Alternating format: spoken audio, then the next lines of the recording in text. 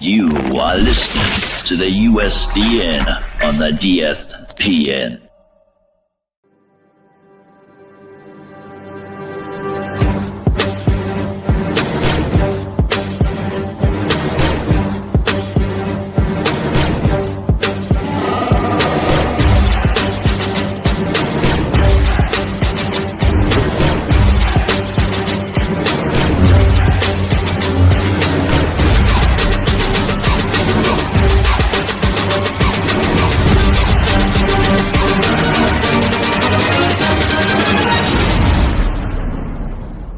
It's a trap!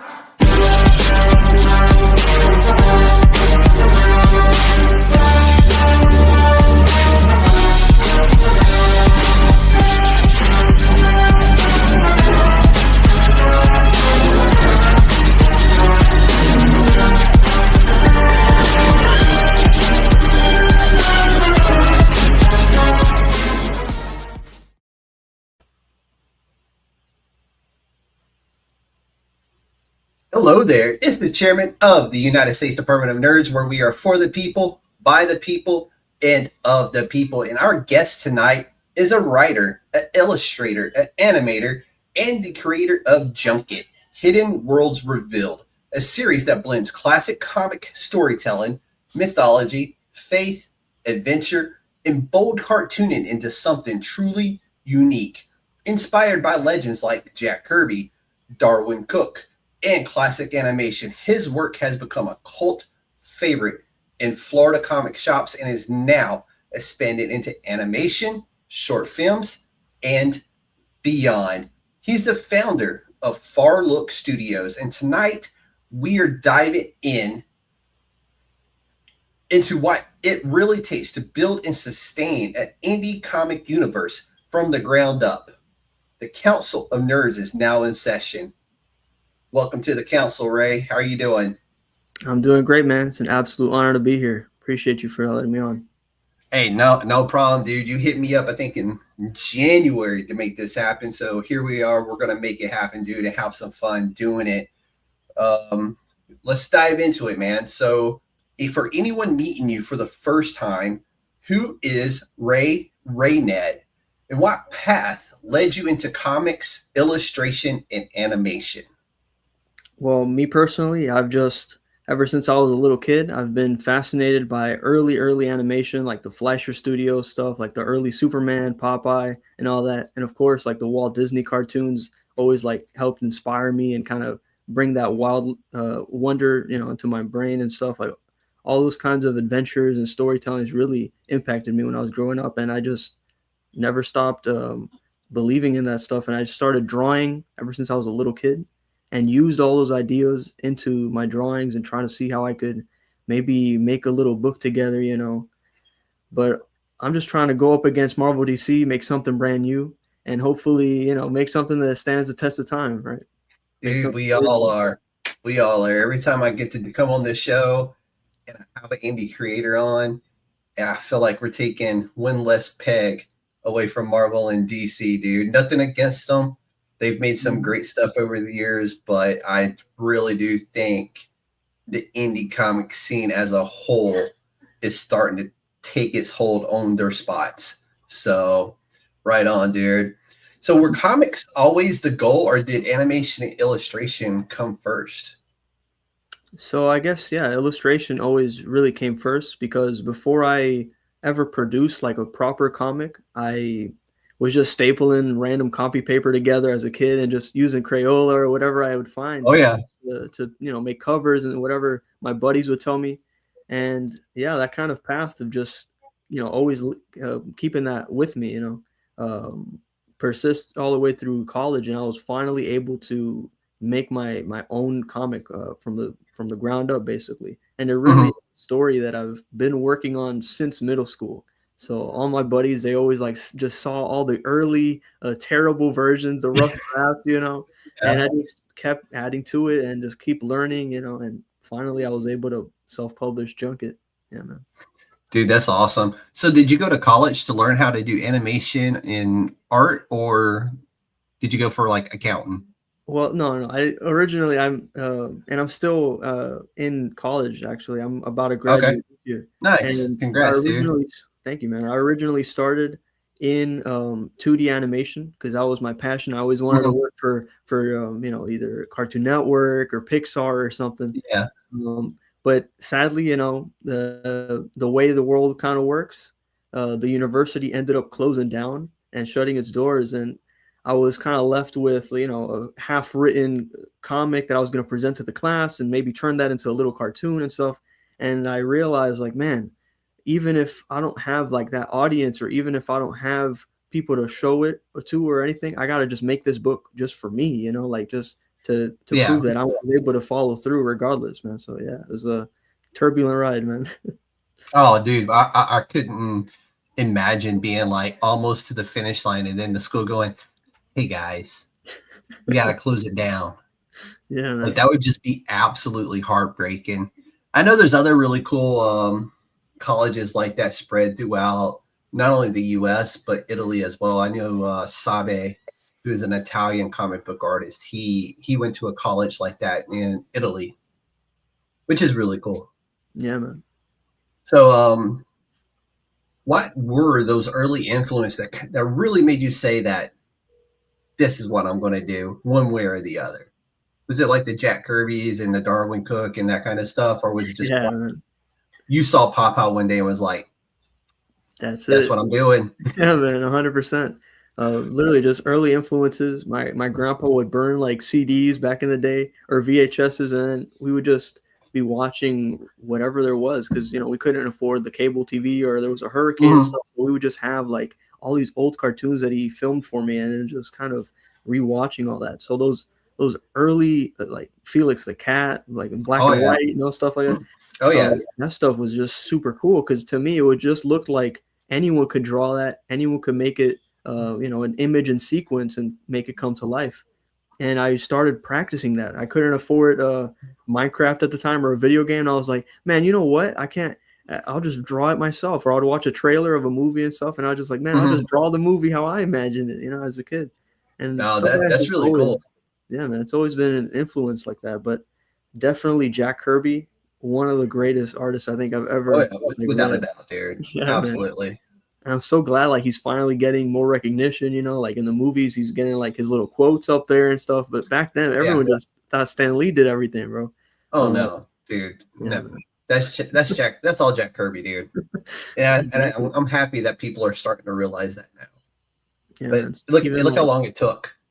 even like Wonder Man, like the most recent show, like even that was a Jack Kirby character design creation and all that, just a throwaway character, but here it is still being, Yeah. cranked out, and every last drop of his imagination is being squeezed by the machine, bro. So it's it's kind of Oh, crazy. dude. It's Once they're done wild. squeezing all the juice out of those lemons, they're going to move on to the next one. Trust me.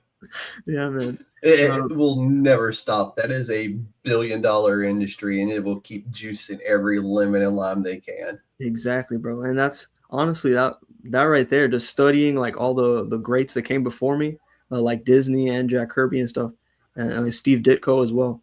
They Ooh, always another good kind one. of That's a great one. They always kind of had like a cautionary tale to them.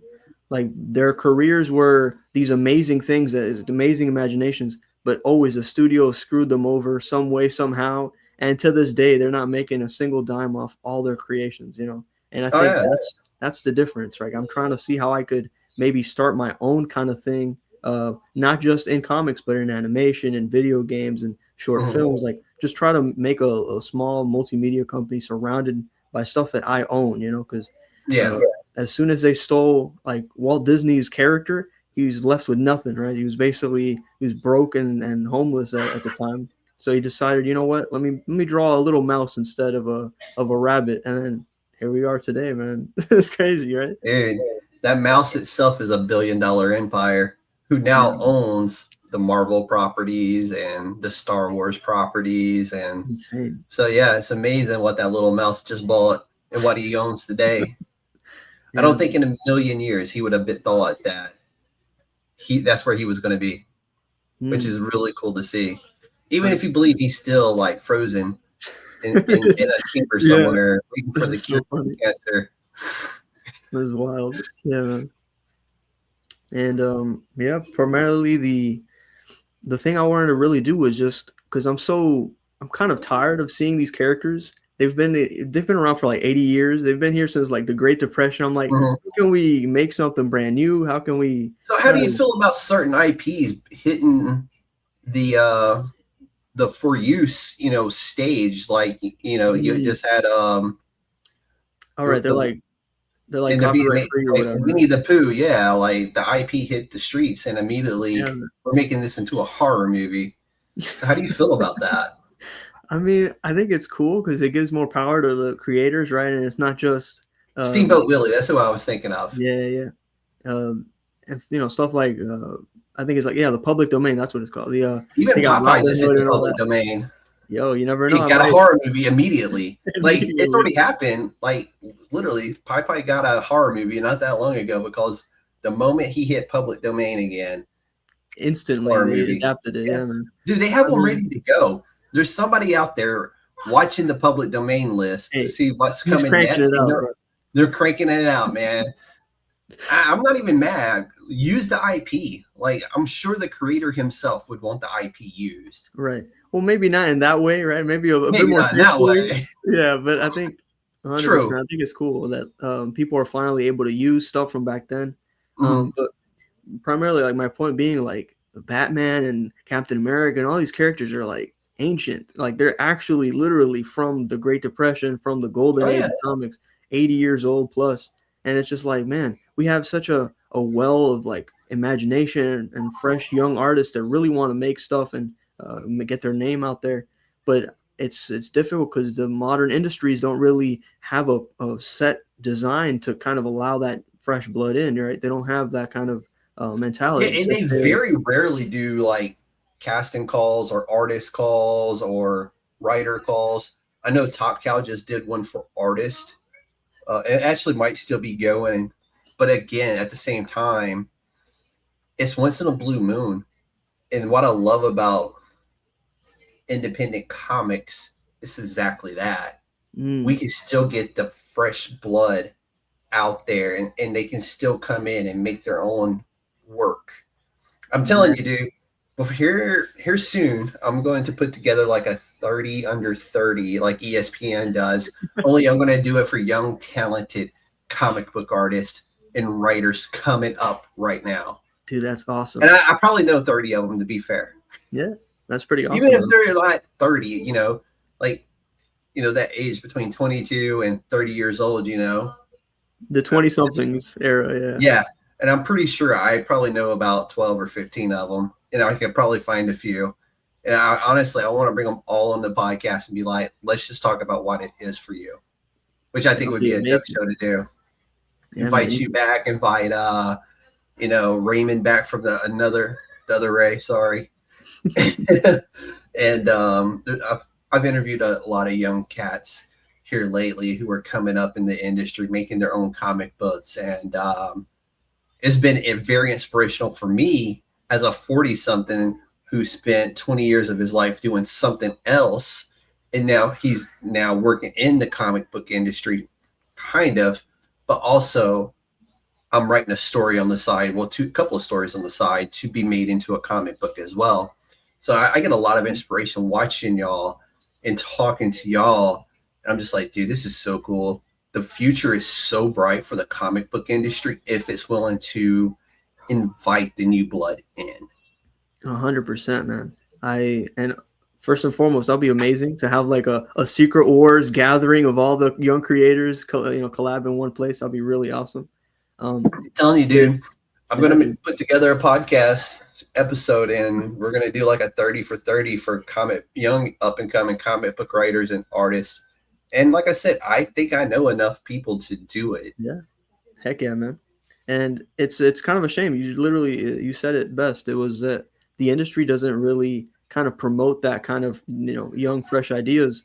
And I remember learning about a younger Todd McFarlane and how he would get, yeah, man. But he would get like physical rejection letters. I don't get that nowadays. Have you seen him post them? He'll post them too. If you go to look at his Instagram and stuff like that, he'll post them, man.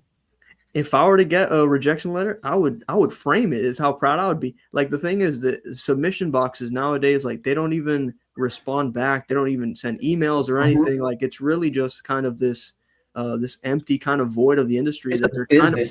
kind of It's very business heavy now. Exactly. Like there's no, like I think I forgot who it was. Like Todd had one from like one of the bigger names in the industry, and it was just like a handwritten letter saying, "You're not quite there yet, kid. Keep it coming." Yeah.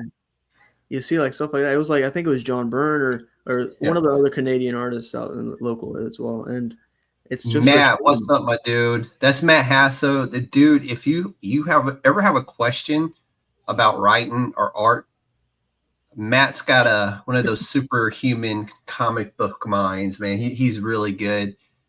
And see, you can call them young tastic talent. Yeah, actually, if you're okay with me showing some of your 100%, the stuff you sent, go for it. Yeah. Man. But Matt's one of those dudes, man. He's a smart guy, really good at what he does, story building and storytelling. So great to have you here, Matt. Yeah, bro. It's kind of wild to see. An email saying you suck. No, that was me, man. I sent you that email, but it was for something totally different. You need more context, bro. That's crazy. You don't need no more context. He knows what I'm talking about. That's literally what we do. Like we just give each other shit. It's fun that I have somebody that I can just be like Matt, and we just give each other shit. It's fun. It's friendly, you know. Oh yeah, 100%. Yeah, man. I think it's kind of a shame that now like the industry isn't really designed to let new people in, right? It feels like since they've become a monopoly and they literally own everything now, it's even more difficult, especially now with like Netflix buying Warner Brothers. Like it's literally just Disney and Netflix going toe to toe. It's absolutely wild to see that happen in modern day, and all these small studios and small like things like Pixar and Cartoon Network, they're kind of like becoming these small subsidiaries. Here's some. Yeah, man. It keeps giving me an error for some reason on some of the files, so I wasn't able to bring all of them up. That's all good. Yeah, man. I'm not working. When he's not soaking up the Miami sun, he's working on comic books. Yeah, man. 100%. So these three guys right here, or I guess four, including the little dog at the corner, these are the dwellers of the garden, right? So Junket is the main series, and these guys are the inhabitants of this magical world. And I wanted it to feel like, an interconnected universe and stuff like that. I wanted it to be a little bit of a kind of like a childlike adventure, just putting all those things that influenced me, like all the Disneys and all the Fleischer Studio cartoons, and just kind of see how I could reinvent and make my own kind of, I don't know, my own version of what I would want to adapt into a cartoon, right? So, yeah, man. I think it's fun. Really cool. Yeah.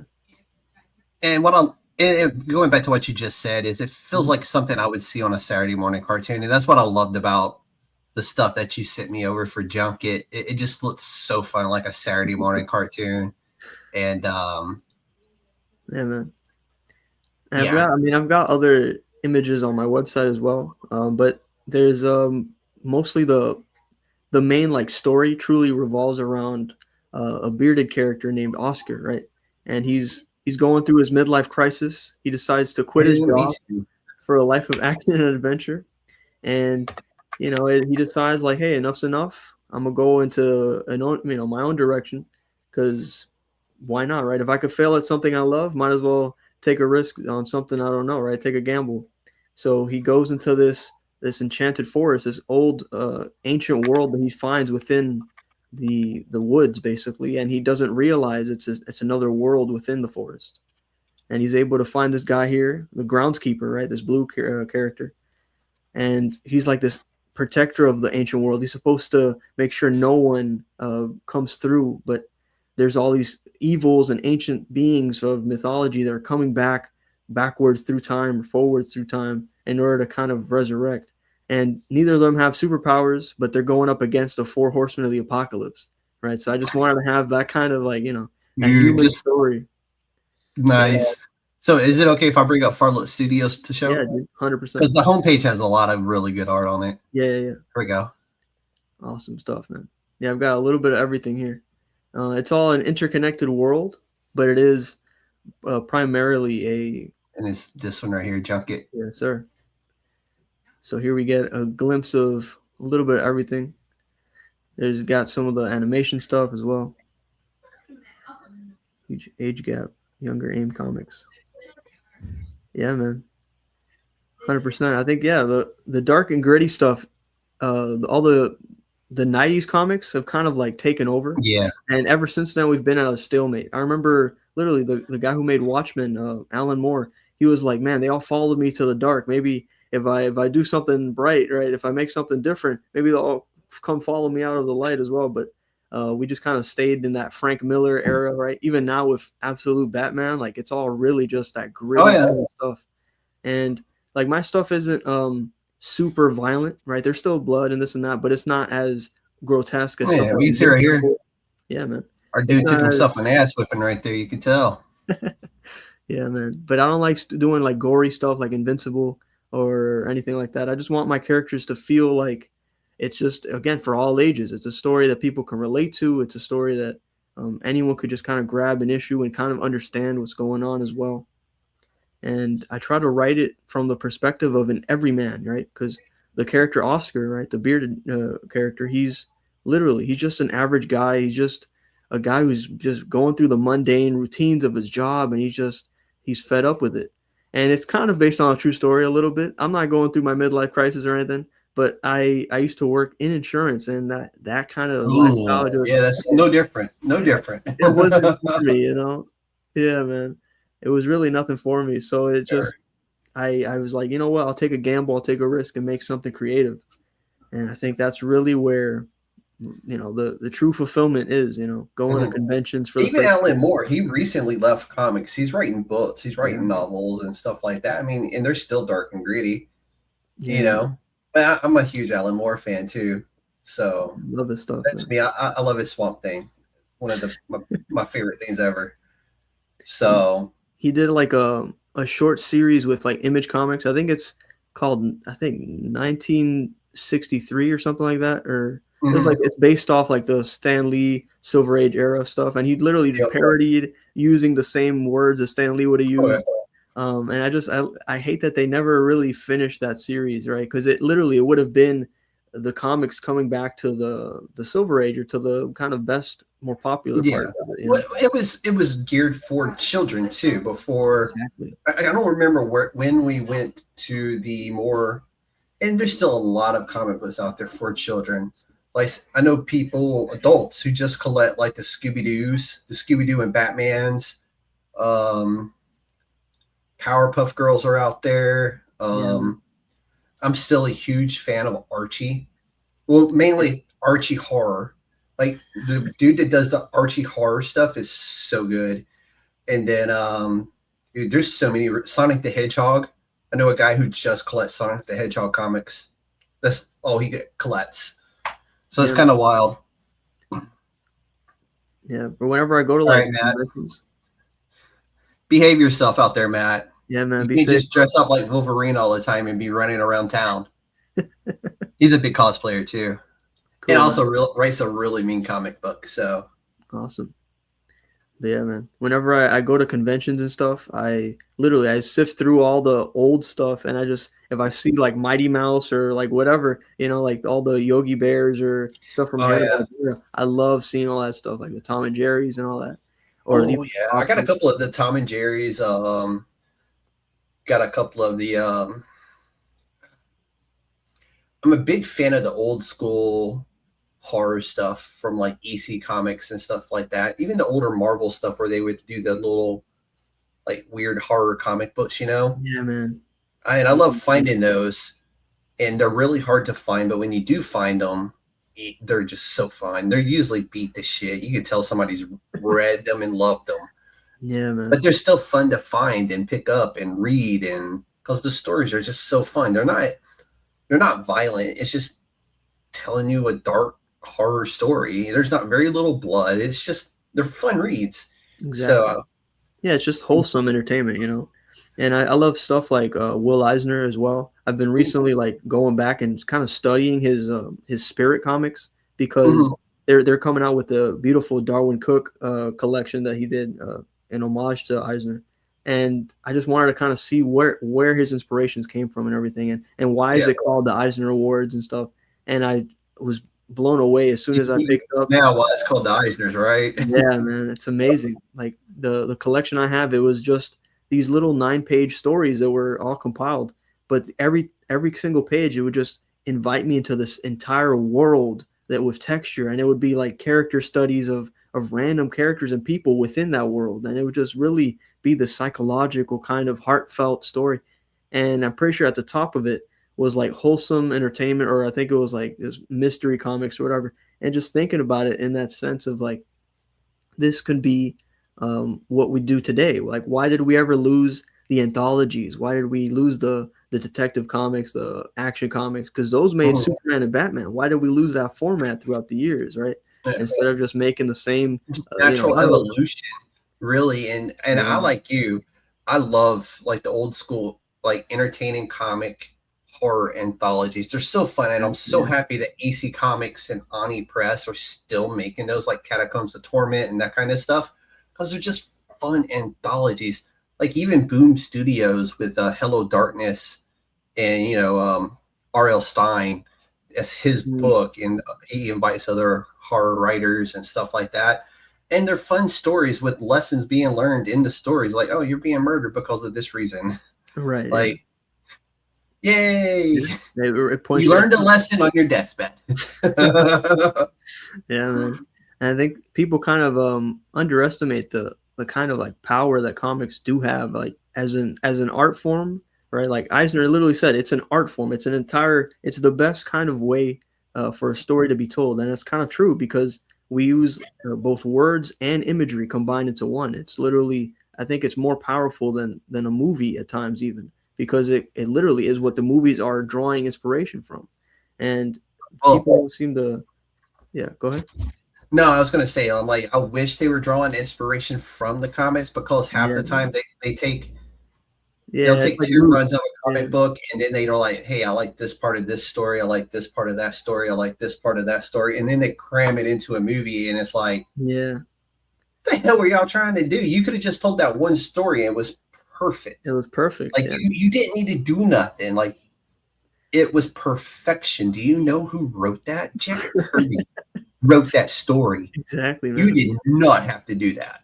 Just tell the comic book story. And that's been my biggest complaint about the Marvel movies since they started making Marvel movies. I'm glad they started with Blade, because I think Blade was probably that's a classic. Huge.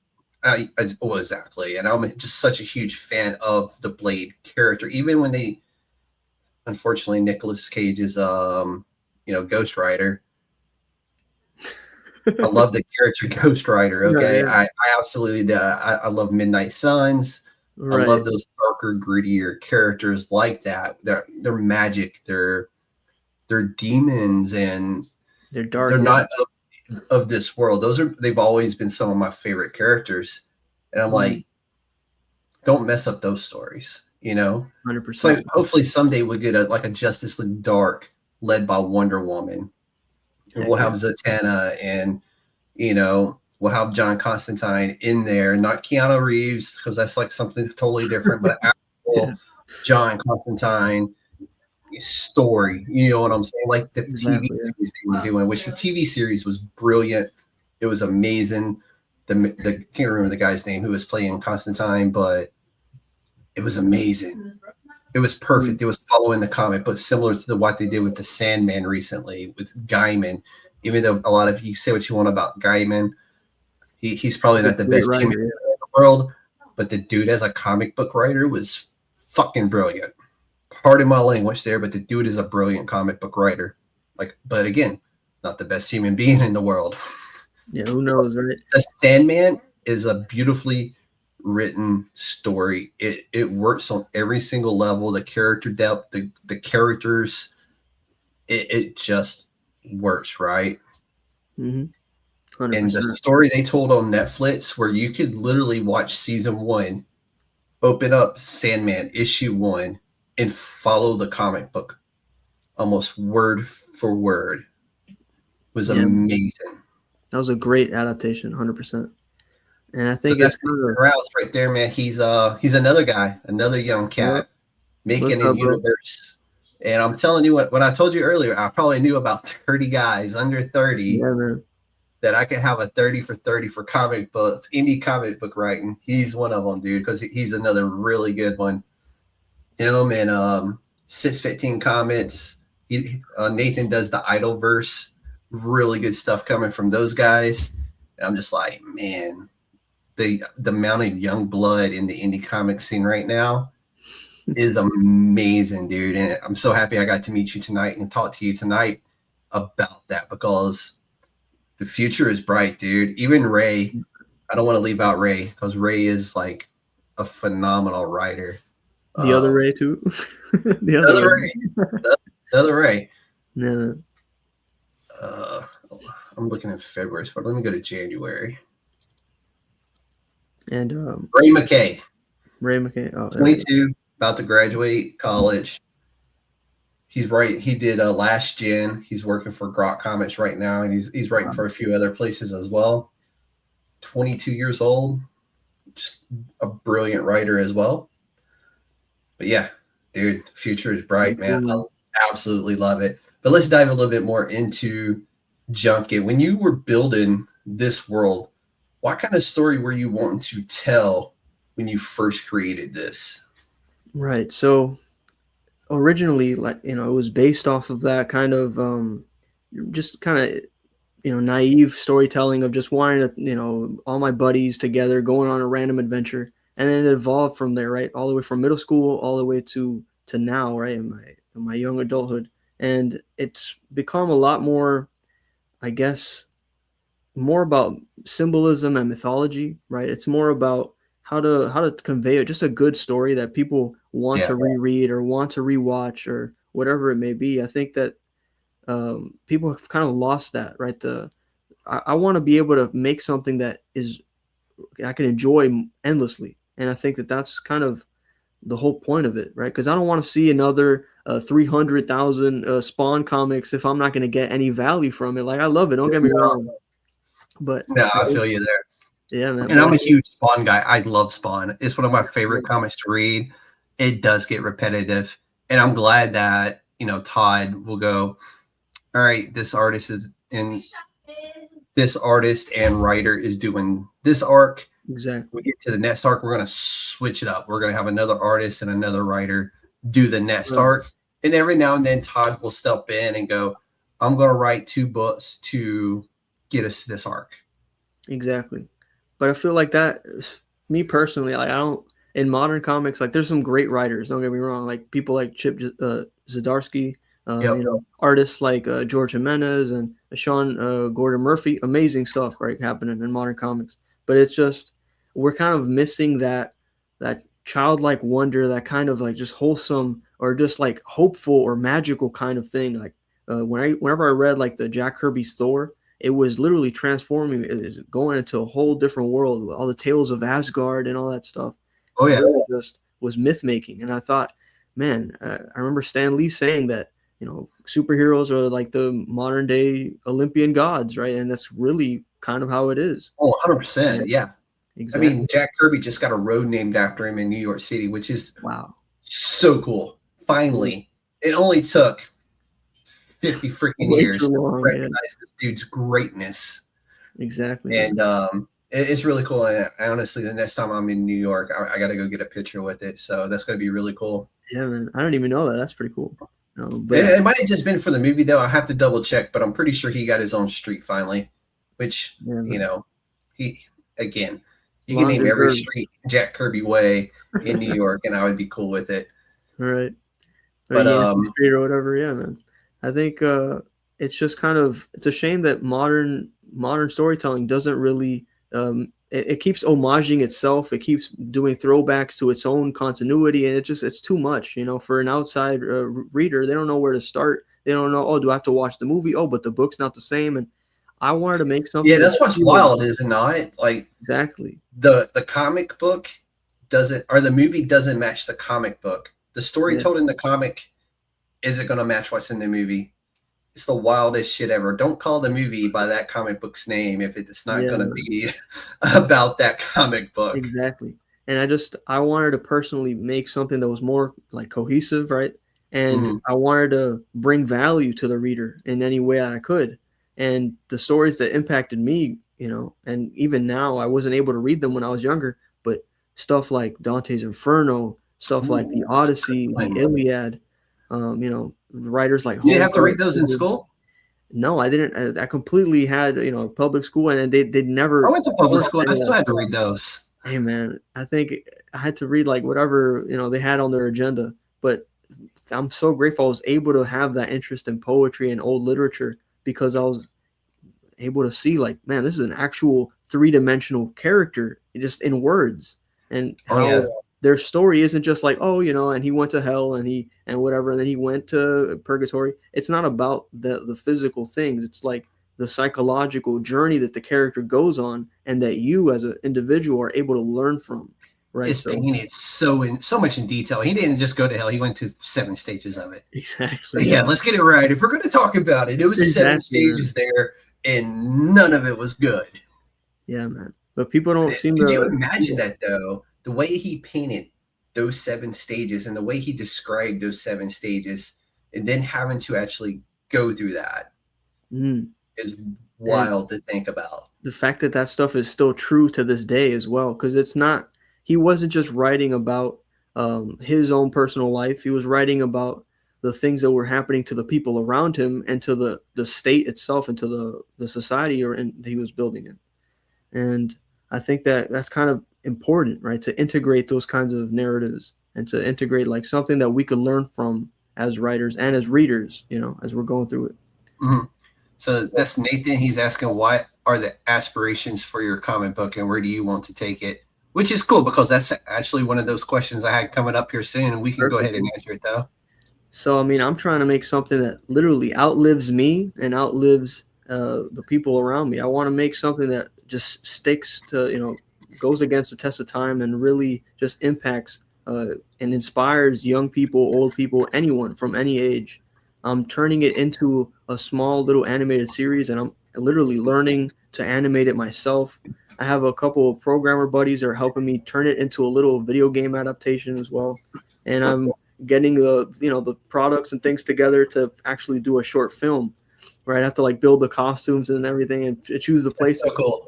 Yeah, man. So it's very it's terrifying a little bit, right? To kind of like put myself out there and really try this stuff, go to the podcast, go to the conventions, and wherever I have to drive 2 hours to Fort Myers or wherever I need to go. It's just really just putting myself in places that I don't feel comfortable in order to just learn and grow as much as humanly possible. And I think that the story that I want to tell is like how you can overcome your fears and how you could literally become more than what the world tells you are, right? I want to help inspire people.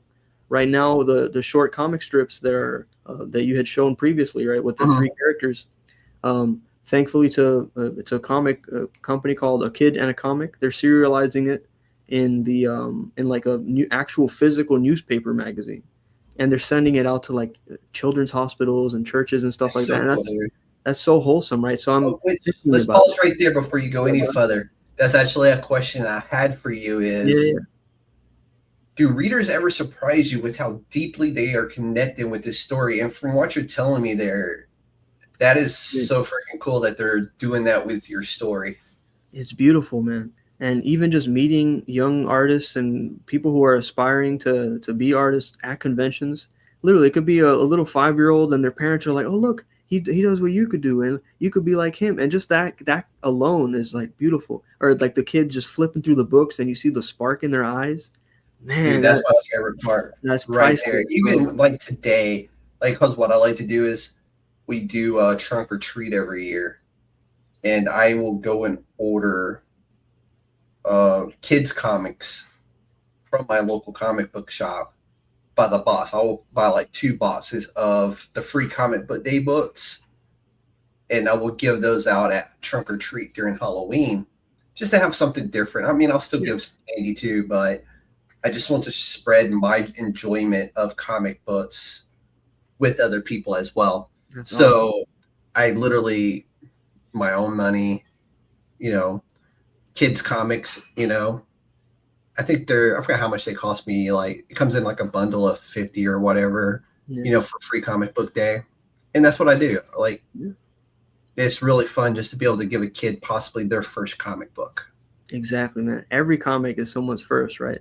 And I Dude, think exactly. it's beautiful to kind of see that. And honestly, I don't really care about becoming rich or famous or whatever. I don't care about any of that stuff realistically. Just to me, just envisioning the 4-year-old version of myself be happy with what I've made, and then seeing that same feeling translated to the audience that I'm slowly growing is just amazing. And it ranges from either the kids are loving the books and this and that, or their parents or their dads and stuff are like looking over like, hey, let me see it. Let me get let me get another one. Let me see it. This one looks kind of cool, actually. Mhm. Just seeing like kind of range of just That's one of imagination. those things where it's like if there's one feeling that you could go back and experience again for the first time, it would have to be getting your first comic book again. Yeah, man. Yeah. Just Or so like I could watching. remember the look and the feel and the smell one more time of, turning those pages. And like, yeah, those pages have kind of yellowed in this book because it's been loved, and I don't want to say used. They've been loved. They've been read. They've been flipped through.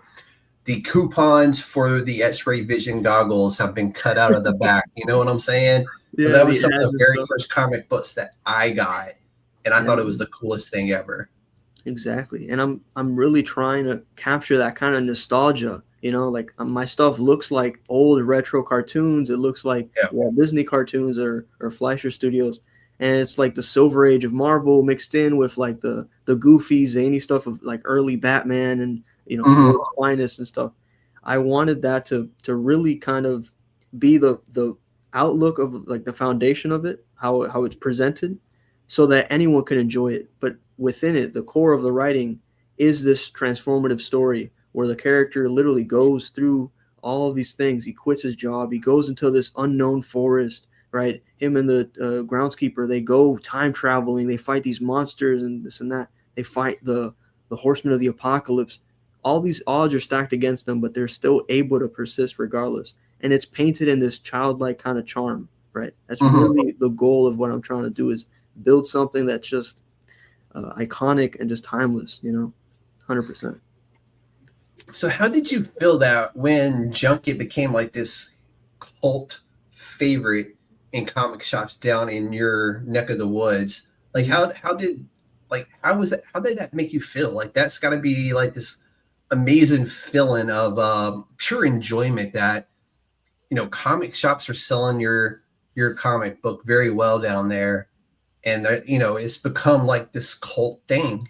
Yeah, How did that make you feel, man? Because it ain't even my book, and I feel like a certain kind of way about it because it's so cool to see. yeah, man.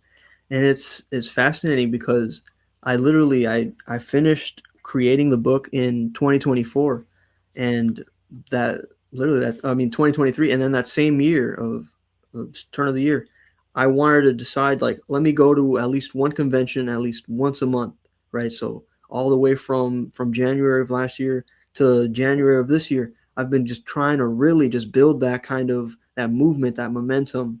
Mhm.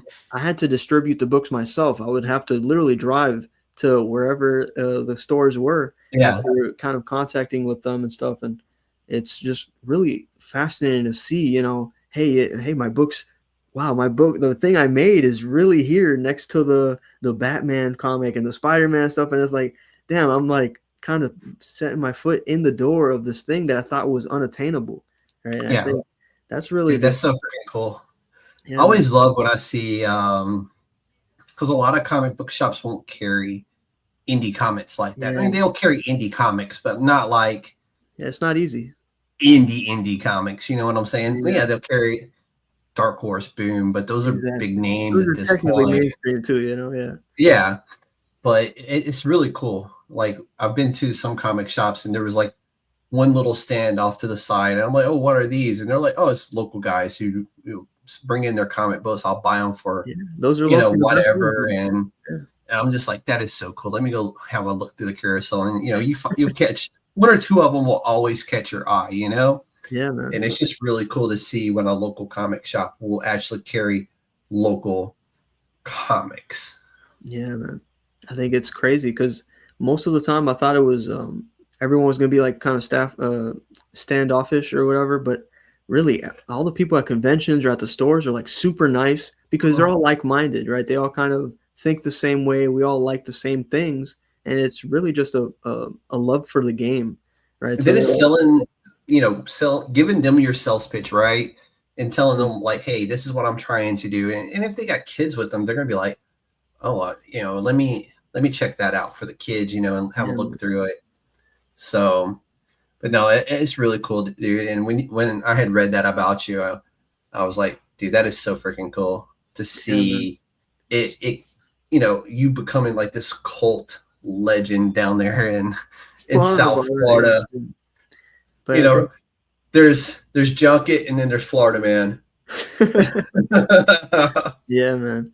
But I mean, it's super cool to like tell people my story, and then just by literally just being myself, they're able to kind of get a little bit of inspiration from me just really just passionate about this thing, this dream, and they just kind of, it makes them want to go and hit the drawing table and draw stuff, and maybe I'll write this thing, and just one little sentence a day, just one drawing a day, even if it's on a sticky note, even if it's on your laptop or on a piece of a napkin or whatever, like just go for it, because nothing's promised, right? You just got to keep going, stacking the momentum, right? Stack those wins and just learn from the failure, because it's not really failure if you think about it. It took you all of that effort to then fail. Then it was just a lesson, right? It was just these things that kind of helped you go along the way. These are character builders, right? These are things that make you what the hero has to go through, all the terrible things and all the suffering and pain. That's what makes them strong, right? And I want to inject that into not only to inspire people, but into the work itself. I put that kind of story within the book and within the narrative. So yeah, man. No, I like that. So you are fully 100% independent and self-published. 100%. What were some of those biggest challenges that you were faced with when you decided to go that route? I mean, yeah, some of the challenge. I mean, every challenge, right? I mean, that's literally you do a brick wall in front of yourself, and exactly, man. You built it yourself, the whole nine. Yeah, I mean, I'm going against these monopolies, basically these giants that I can't even talk to them because they don't listen to submissions. I can't find them at any of the local shows, but I don't really see that as a bad thing, because I'm not waiting for handouts or for someone to come rescue me. I think it's kind of foolish to think that way, and that's how all of the artists that I admire, that's how they got taken advantage of, right? So I think it's just fascinating seeing all the things that get in the way, because that just makes the story that much better once I am finally able to go over that hill, right? I think reading old biographies of, like, again, just Walt Disney and Steve Jobs, like all these people, they didn't have it easy at all, right? Walt Disney was younger than I am. I'm 24 right now. He was literally 21, had just turned, and his first business already was bankrupt, and he was sleeping in his office as his house, basically. Yeah. I mean, that's just what it takes sometimes. Not to say that I'm going to be any of these guys, but I really think that every kind of story of anyone's life always has to have those difficulties. I had a math teacher literally tell me, "Oh, those drawings aren't going to be nothing. All right, whatever. Oh yeah, stop doing that. It's a waste of time. You're never going to make any money off these." Did you send him one?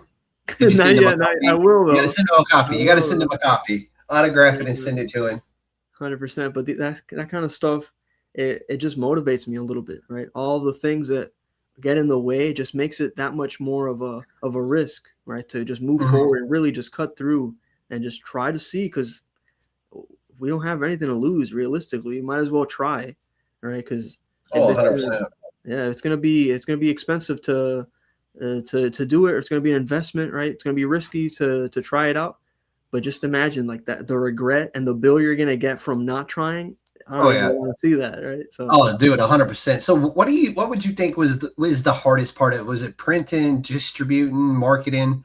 Which one of those really kind of was like when you were into that phase of the book where you were like, damn, Yeah, and the production stages of it. Yeah.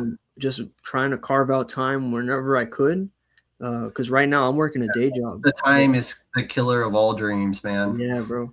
And it's just waking up a little bit earlier, going to sleep a little bit later, trying to see where I could make time. And just that was insanely difficult. But definitely the printing it's not easy. Like I'm able to self-publish it through Amazon, but it's super expensive to get those things printed and then to physically with my own money, my own car and everything, buy the tables at conventions and reinvest all that stuff. Yeah, and those prices have gone so high over the years. Exactly, man. And the printing quality is inconsistent too. Like I don't have the kind of decision making that an editor has, right? Yeah. So I kind of have to like see. You need an editor? I know editors. Right. I mean, it's still though, but it's difficult to kind of keep the print quality consistent throughout, right? Because if there's errors in it, I can't go to Amazon. I don't know where they came from. You know what I mean? So it's a little bit trickier like that, but it's definitely, again, it's just character builders. I just eat the costs and I keep going forward trying to see how I could make it all back, you know. Dude, I love to see it, dude. And I really do hope it, you know, you get to where you need and want to be. But I do know a good editor if you need one. That's cool, bro. But for creators watching watching or listening later, who want full creative control, what does creative independence really mean day to day? It's not all sunshine and rainbows, even though you're in Miami. Yeah, no, that's it's cold there right now, okay? Yeah, it's right now, but usually it's scolding hot.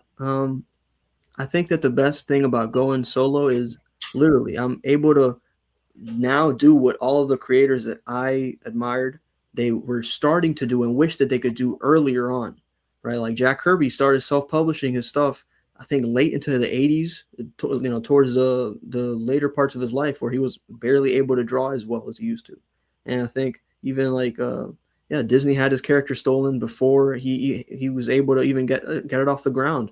And just, I think that the self-publishing route is probably the safest bet because you get to own your own IP. You don't have someone breathing down your neck or telling you, no, change this, remove that. And it's not going to be as financially like stable as I guess some of the other artists are. But at the end of the day, I'm not doing it for that. I'm doing it to leave something that's just good. You know, I just want to make good art, leave something amazing behind. Because I don't think the people drawing Batman every day are really thinking about like, oh, how is this going to impact the future? Like they don't care about that. They're just trying to make a paycheck. Yeah, they're just drawing Batman, some cool dude. I mean, if you're drawing Batman, I think you've made it. Yeah, but I mean, to me, I know I've made it as soon as I see a young kid be like inspired or whatever. Like at one of the conventions I went to, and this is stuff that normally people working for DC and stuff, I've met a couple of them. They're like they have to like wear the little uniform there at the conventions. They're like, we got to sell this stuff. We can't sell our own. You know what I mean? And it's not easy. But at one of the conventions, there was this young artist, and they were going to go meet one of the established real Marvel DC artists, and they ghosted. They weren't there. And dude, that is the biggest pain in the ass. Every time I go to a convention, is they don't show up, or hey, they won't be here until 1300 because they're in their rooms doing commissions because that's how they earn their real money is making off commissions. Yeah, and I met some of them. Their prices were way too high. All of them were kind of like these antisocial, grumpy old men. You know what I mean? Like at the end of the day, like it's kind of what you're gonna get. Yeah. But I think that day, or that person, that young artist who ended up meeting me, they said, "Hey man, I was supposed to meet so and so at this table. They weren't here. But man, your story of like who you are and how you're so young, you're doing all this. Like this is so much better than having met that person. This is so much cooler." Mm-hmm. I don't know, all that stuff. I mean, I will say though, I think there's more good than bad out there, and I've met some of my favorites throughout the years since I've gotten back into comic books, and some that I would have never thought about following, or even think about their art or their stories. And here I am today, like I see their art and their stories, and if I see their name pop up on a book or something, I'm like, I'm going to go get that book. Exactly. Because I know their art and I know the way they tell stories. I know the way they write. And I'm just like, this person could write anything in the world about whatever in the world. And it's probably going to be great because I've not seen them put out a bad story yet. So. Yeah, it's always an honor to meet some artists that completely exceed expectations. I was able to meet the late great Neil Adams at Florida SuperCon nice. Before he passed. And he was pricey, don't get me wrong, but he was super humble and very nice. He signed my copies of Green Lantern, Green Arrow, and he was like, these books, they changed the world a little bit. And I was like, yeah, man, that's so cool. Like it had fed into the dream a little. And then meeting Jim Starlin after Infinity War was crazy, right? That was pretty awesome. And what do you have to say about them completely ruining the story with the movie? Yeah, man, but he was super cool. He was just super humble, very nice guy. I think it was literally $20. Take a photo with me, sign it, whatever you want, man. He gave me a bunch of advice for writing and drawing your own stuff, and it's just, you never know, man. It's really a mixed bag, but the community of comic creators, it's all love, and I think that's really what the main it really is. And like I was saying earlier, I've met some really great people at conventions, artists who I've never seen or heard from at that point. And then I realized oh, you write that one book? I have that one book. I didn't bring it with me. And they're like, oh, don't worry. And they pull it out and was like, here. Yeah, man. And then sign it. And you're like, oh, dude, this is so awesome. I wish I would have brought my own copy because I know my own copy is a first print of that book. But still, when they take, that 5-10 minutes out of their day and talk to you and, just like, hey, do you have any questions about the story? I'm like, actually, I did have one question about this one part here because I don't know what happened. I'm missing something. And then they're like, oh, you have to go back and read this other book, which is like the prequel to this book. Right. And this little area right here will make sense. So, then I'm like, okay, cool. And then I seen them at the convention the next year. I'm like, hey, it made 100%, sense now. And I brought both books, for her to sign. And she thought it was funny. She's like, you actually went and bought? I'm like, yeah, I needed to know what that meant, She's like, well, I didn't want to, give it away because it's such a good read. I wanted you to read it. I'm like, well, I read it and now I understand. And like, can you sign both these now? Yeah, man. Some of my favorite stuff is like, if it's like a little kid, he can't afford it or anything, I sign it and I give it to him anyways, because I know that's going to make his day. So it's just meeting people that do the same courtesy for me. It's just amazing. I think it's really just, it goes full circle a little bit, right? Because we grow up loving these books, these things that just are entertaining and fun. Then we grow older, we appreciate them even more. And we realize like, damn, this is like a gift we could pass down. It's like passing down the torch a little bit. But yeah, man. Yeah. And like I said, you can never relive that moment of getting your first comic book. And God, do I wish I could. Every time I get a really good book, it's one of those where I'm like, I wish this was my first time. And then I'll find another really great series. I'm like, maybe I wish this one was my first. Yeah, exactly. So, but you were expanding Junket into animation, short films, and other media. What was that? What was the thing that led to you going, I think I want to do this next with this, with Junket? I think it's just, I feel like I see the value in the IP the most, right, than anyone else around me. I'm able to like see like, oh, this has potential to be, whether it's a movie or this and that. And hey, might as well use the things that I have around me. Use what you can to do the best that you could offer, right? And I have buddies who were interested in making video games, and even if they hadn't tried it or done it yet, I was like, hey, I have this idea. We could kind of maybe adapt it together. So I mean, it was literally just trying to see how I could just turn people's attention, spin heads around and see, hey, maybe this thing has legs to grow. And yeah, I was doing the pixel art for the game, or it's going to be like an old Zelda RPG kind of style, right? Stuff, yeah. And then they were learning And I literally. love seeing that those are making this weird little comeback, you know? Like you can literally, there's websites that host these little 8-bit pixel video games of different things, and they're just so 100%. fun to play. Yeah, those emulators. We were actually looking at old like websites that emulate those games, and I was like, yeah, I want this kind of game like this. And then it needs to be able to move in this direction or has these kinds of weapons and stuff. And they were literally able to learn from scratch almost, just by a passion, just and believing in what I was trying to create. And it's just so fun to see my friends kind of gather and help me out. And them buying into what you're selling too is got to be really cool. That not only do they believe in the product, but more importantly, they believe in you and what you've created, which has to be like one of those really cool films or feelings. Super heartfelt, and it's really kind of wonderful because most of them even saw me since middle school, right? So they literally saw that early idea, that thing just kind of grow into what it's become. So it's just been an honor to really just. It's got to be really cool too to have friends that have stuck with you that long, because you don't see a lot of that anymore of people like, oh, that's my friend from 3rd grade over there, and they've been down since day one. You know, you just don't hear a lot of that anymore. I mean, I'm still friends with a lot of people that I grew up with. I don't talk to them as much as I wish I could because I don't live there anymore. But anytime I'm home and I run into them, it's like we just pick it right back up, right? Because we went like no time had passed. Yeah, we went from elementary to graduating together. So it's always really cool when you get to run into those friends, and to still have those friends, it's got to be such a really cool feeling. I wish more people got that feeling of having those people with you from day one. Yeah, man. And even though, we always have our up and downs, people drift apart, this and that, but we always are able to reconnect. And that's really, we were able to reconnect to make this project together. And it's just super cool to just even like test the waters with a small demo of what it is. And it's just awesome stuff, bro. Yeah, 100%. That's really cool to see, man.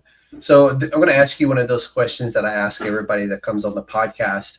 What advice would you give to a creator launching their very first indie comic right now? I know it's kind of like one of those stowaway questions that everybody asks, but it's one of those where every time I ask it, I get a different answer to a varying degree. So that's a core question, 100%. I think the advice I'd give them is to, first and foremost, never give up on it. Even if it looks bleak, just keep on going. It'll all be worth something. Everything happens for a reason, right? And God's watching. He knows you're going to be just fine through it all. In terms of the production, definitely just try to have a cohesion from panel to panel. Have it flow in a particular way, right? There's the idea of the first panel and the last panel have to flow almost in like an S or in a Z pattern, right? So that way it guides the eye.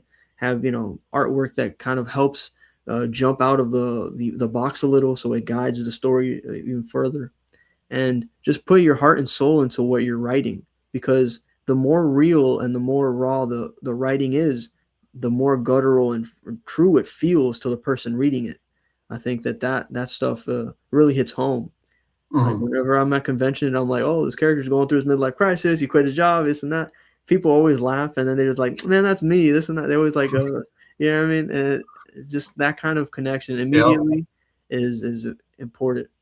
And so before we start wrapping this up, I want you to talk to us about Farlook Studios and kind of like what was the long-term vision for that, because it's really a really cool thing that you are doing over at Farlook Studios.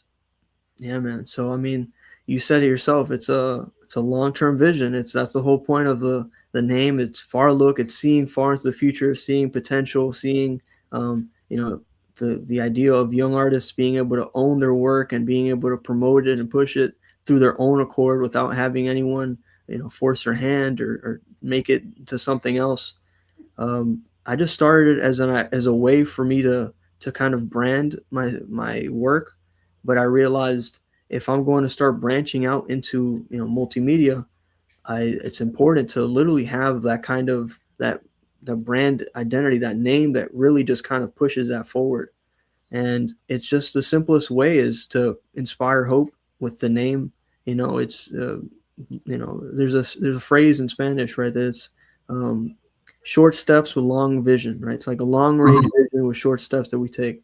And I think that's kind of the whole core of that company. So it's just homemade, right? Just like Steve Jobs in his garage or whatever it may be. But I think it has potential to maybe not overthrow any of the big companies or anything, but I'm just trying to see how I could maybe start something here in Miami that really Grassroots, man. That's what it's all about. At the end of the day, is grassroots, and you start it here, and next thing you know, it's over there. And that's what's great about these types of platforms here is I get to allow you to have that, to expand that look and that reach out. And that's why I love to do what I do, is because it does give y'all that opportunity to reach out further and further. And hopefully somebody else shows Ray Reynet's, book and his studio is really amazing.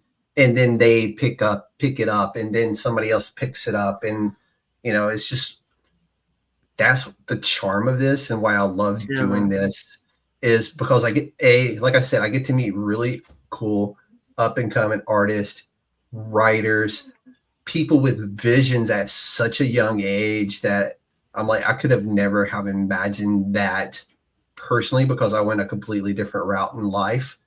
And now here I am in my 40s, getting to do this, getting to talk about comic books, getting to talk about independent creators and learn about independent creators and bring them a spotlight, putting them on their pedestal for an hour and a half, and just letting these people, letting the Ray Reynets of the world tell their story to a bigger audience. And it is so much fun to get to do and get to meet everybody who comes on the podcast, because everybody's story is different, but the vision is always the same. And that's put independent comics on the map. And by damn, y'all are freaking doing it. And I love it. Yeah, bro. And honestly, it's an honor to even be on this kind of platform. I think I never want to overlook anyone, because it's amazing to, like you said, just meet all different kinds of people, just get in contact with younger artists, get in contact with people who appreciate the culture. It's really the perfect kind of platform, and to just, like you said, just spread awareness of the indie comics that are always hidden around the corners, But yeah. Oh, dude, they're everywhere. And I'm telling you, we're going to do this again soon. I'm going to bring the Nathan Rouses, the Ray McKays. I'm going to bring like 5 or 6 of you dudes on, and we're going to do like a 30 under 30. Everybody's going to get asked the same question, and everybody's going to get their chance to respond and answer those questions. I think that would be a lot of fun to get to do. All these guys from different walks of life, but they all have that one singular passion, and that's bringing their comic book to the people.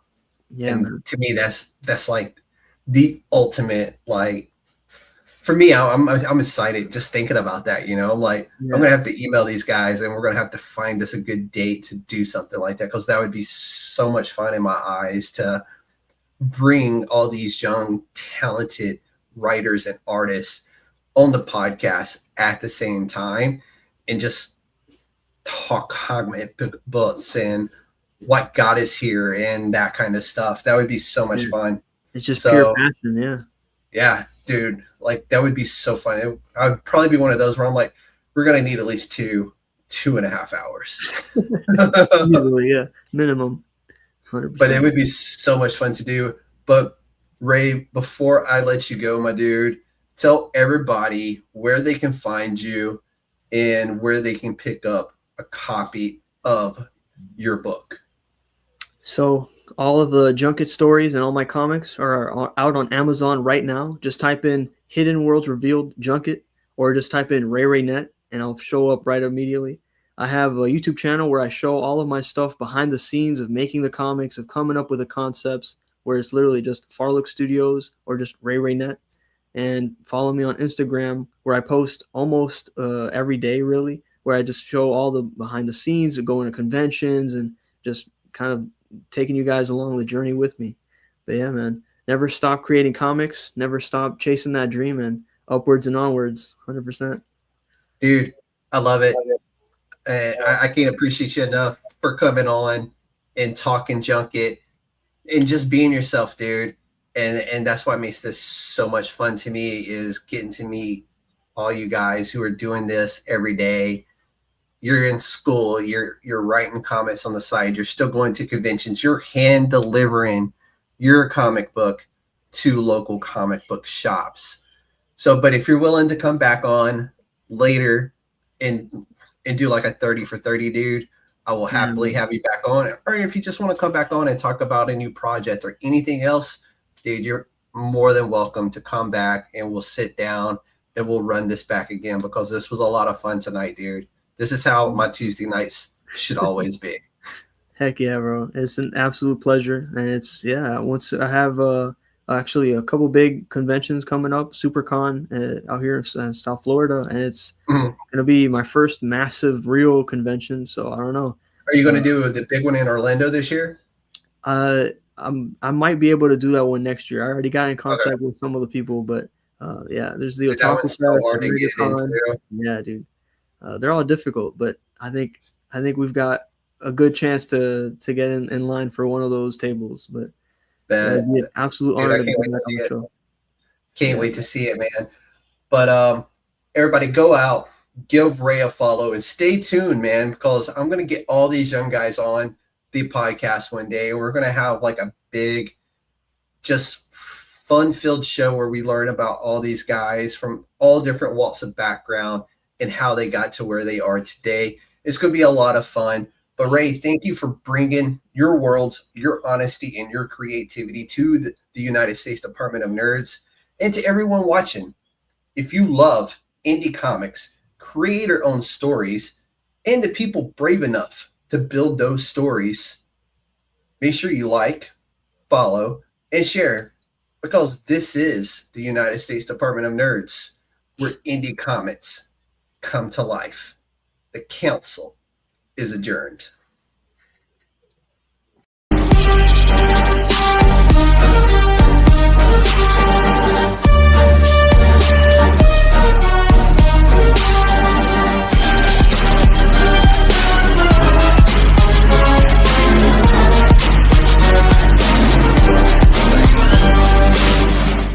It's a trap!